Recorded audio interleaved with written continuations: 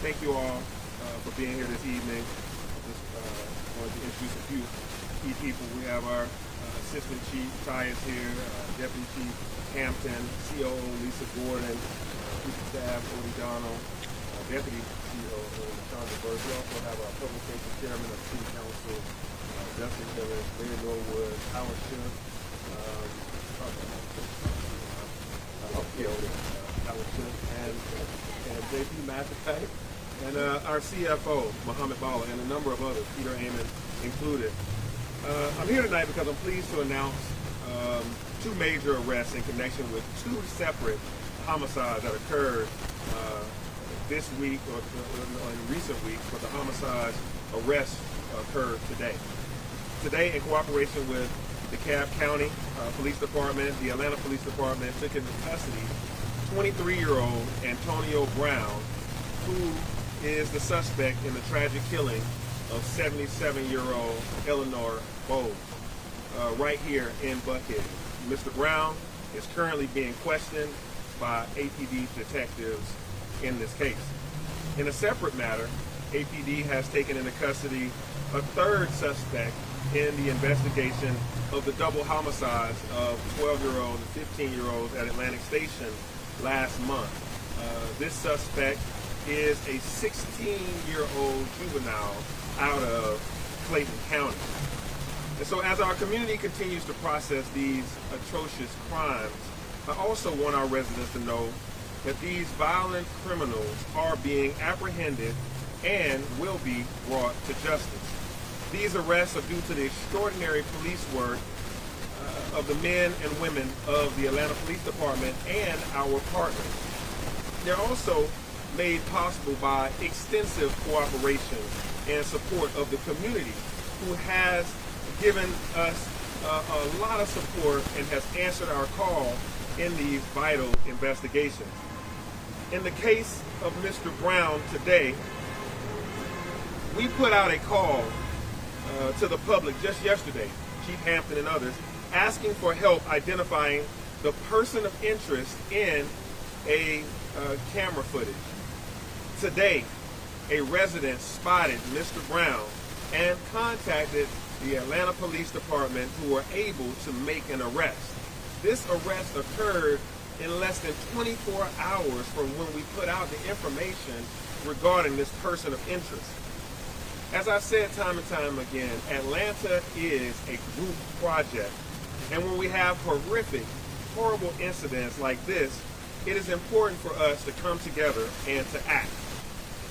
And so what I said after the heartbreaking shooting of those young people at Atlantic Station a month ago holds just as true today when a senior citizen is killed. When something like this happens, the entire village is impacted and the entire village is called upon to support. And regardless if you live on the north side of town, the south side, the east, or the west, regardless of your economic station, APD and this administration will exhaust all our resources to bring violent criminals to justice and to make sure that we keep our city's streets safe. The killing of Miss Bowles is understandably rocking our community. And my heart aches for these family members, of whom I've actually spoken to.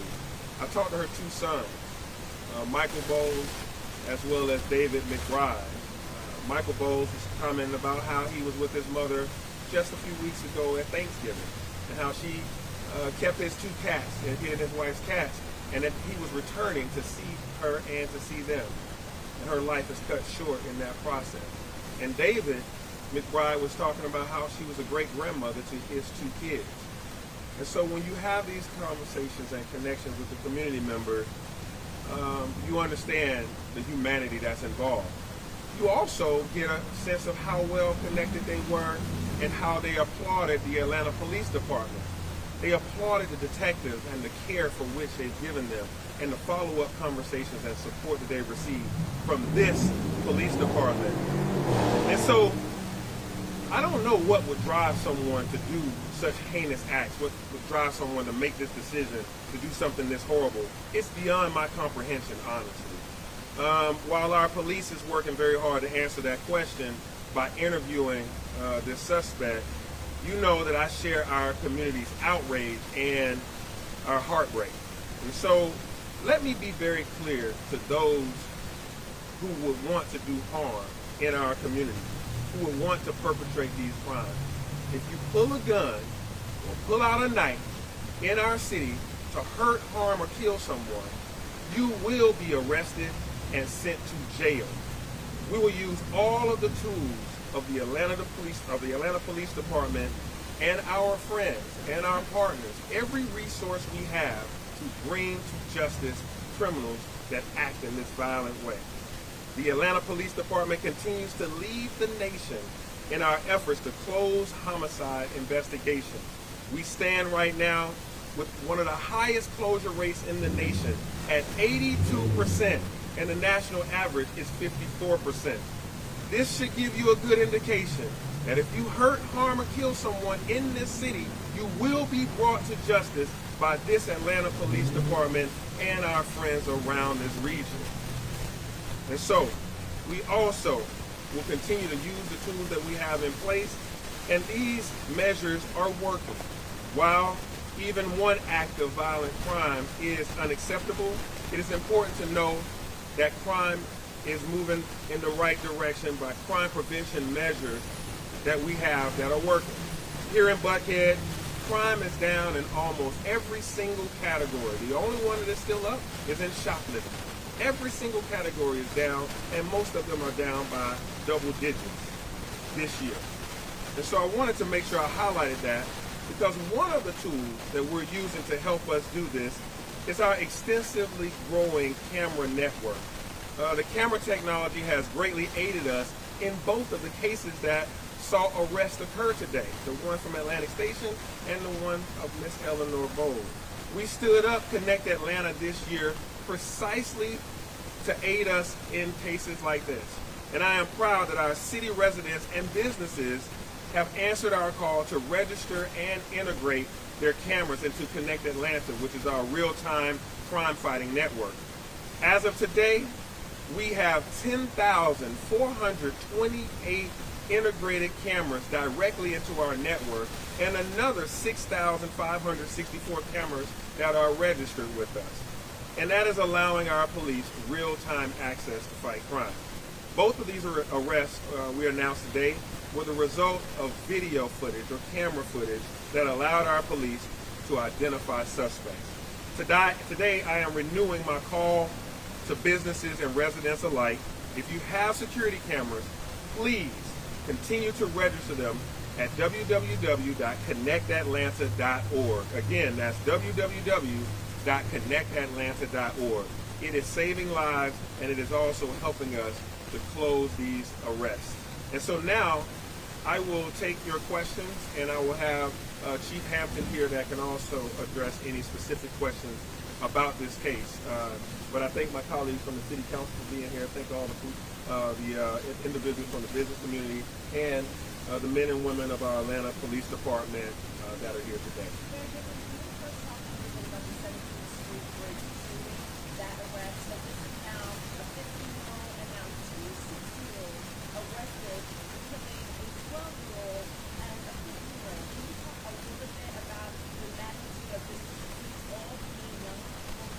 Yeah, absolutely, and I'll let Chief give some of the specifics on it, but this is heart-wrenching. I mean, for me, I grew up here as a kid in the city of Atlanta. I went through my teens and was able to go off to college and live a full life. My mother is proud, and she's been proud of me and able to, see me grow. And here we have a 12-year-old and a 15-year-old whose lives were stopped short at the hands of a gun by individuals hanging out past curfew at Atlantic Station.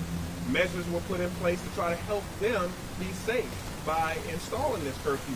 We had 20-plus officers at Atlantic Station at the exact time of the shooting. After you saw the gun flash, you saw police lights. It's literally trying to help keep people safe and to give them an opportunity to go forward in life. We have midnight basketball. We have police athletic league. We have At Promise Center. We have summer youth employment that employ 3,000 youth. Well, we got to have a fall answer, it seems. because summer we had crime down. Youth-related crime was very down. But now, in the fall, we got to get back to certain things. So, my team, we've already announced the Year of the Youth is occurring next year, where all departments, all eyes, all hands are on youth. I'm calling on mentors. I'm calling on people that, we got to train parents how to keep a good eye on your kids. If you've given them a cell phone, then they need to be, you need to know where they are through that cell phone network.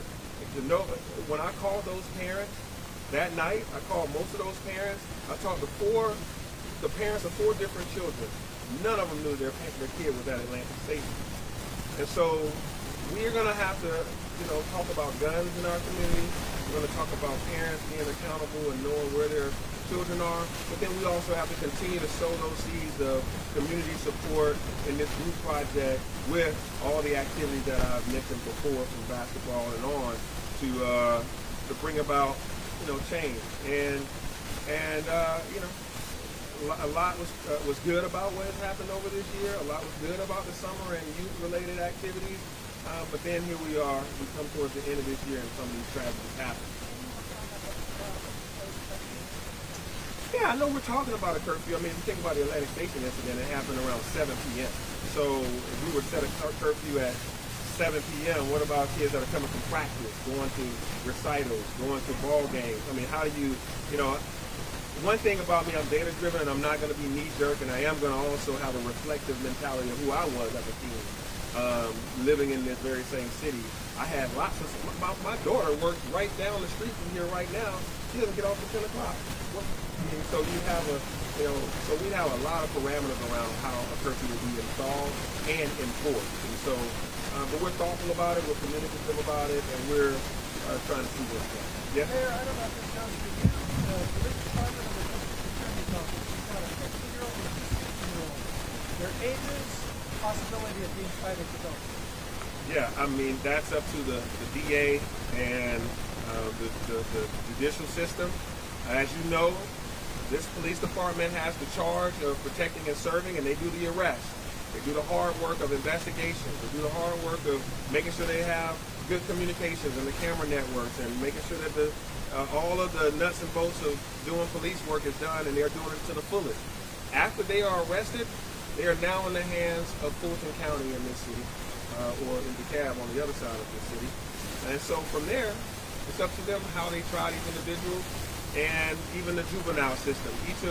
When you look at these scenarios, and Chief would give that some of these individuals, the 12-year-old, the 15-year-olds, and others, have had some cycles with law enforcement.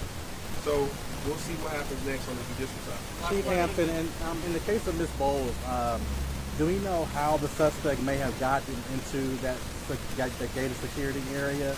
And also, my second question for you would be, a couple of businesses have complained or have reported that he had a few incidents with this suspect.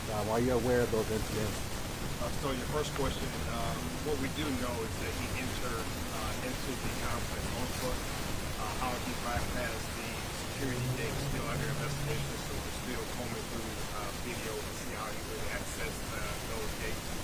And then the other question you asked about, yes, we are aware, but that's still under investigation as far as what he encountered and had with him prior to. Did he act alone again? Again, this is still a very active investigation. Right now, we think he played a significant role.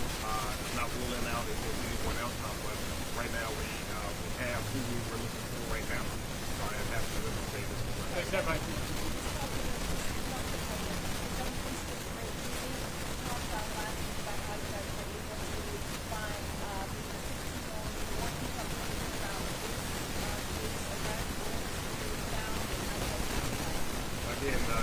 Detective Shepard, as I said before, is going to make sure that we bring everyone to as quickly as possible. So this latest arrest was a 6-year-old child, as the mayor alluded to, lived in Clayton County, party to a crime for murder, aggravated assault, as well as the gang charge. So again, we're not done. We're still investigating, and again, we will hold anyone responsible for the death of the two. Are you saying these are gang related? Again, they were charged with the gang statute. And again, as far as you know, I always say won't try a lot of this information in public. We have to respect the process. I don't want to share a whole lot, but again, Mayor, I have one more question for the mayor. Mayor, can I ask you one more question, sir? Mayor Dickens, can I ask you a question? you already did.